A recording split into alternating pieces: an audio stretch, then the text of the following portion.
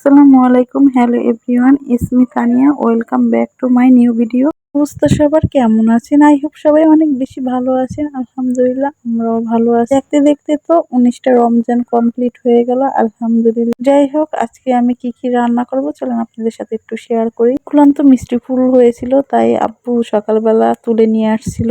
আমি বেসন দিয়ে, ডিম দিয়ে, মরিচ গুঁড়া, হলুদ গুঁড়া, লবণ এইরকম একটা ব্যাটার বানিয়ে নিয়েছি। ওই ব্যাটারে চুবিয়ে চুবিয়ে এই তো আমি ভেজে নিচ্ছি মিষ্টি কুমড়া। তো মিষ্টি কুমড়া ফুলের বড়াগুলো আমার হয়ে গেছে। পরে আমি মাছ ভাজি করে নিচ্ছি। তো সাগরের মাছ খেতে ভালোই ছিল। এই মাছের নামটা কি আমি তো জানিও না।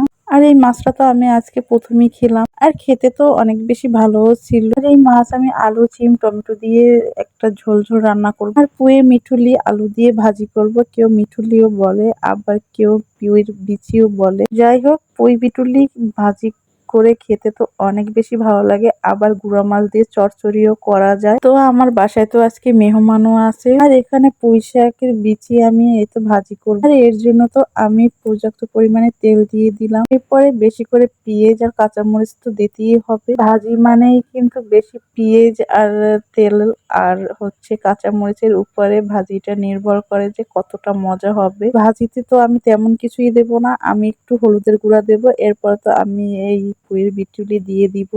যাই হোক, এই তো আমার রান্না বাড়া চলতে আছে। এই পুঁইর বিচি যখন ভাজি করি তখন তো আমার মায়ের কথাও মনে পড়ে। যখন আমি এই পুঁই শাকের বিচিটা ভাজি করি তখন আম্মুর কথা কেন জানি অনেক বেশি মনে পড়তেছিল। আমার আম্মু কিন্তু এই পুঁই শাকের বিচি খেতে অনেক বেশি পছন্দ করতো।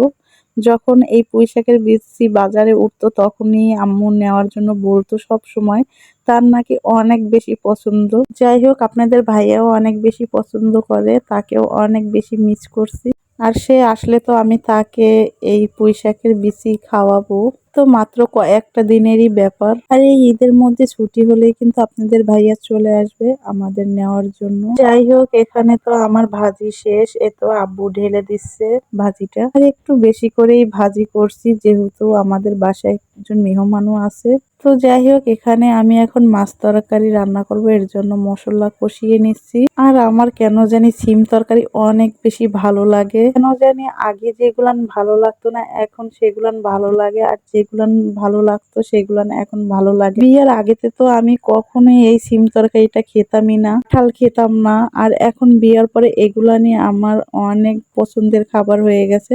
যেগুলান আমি বেশি বেশি পছন্দ করে বিয়ের আগে খেতাম, এখন আর সেগুলান আমার কেন জানি ভালো লাগে না। যাই হোক, এরপর তো আমি ভালোভাবে কষিয়ে নিচ্ছি।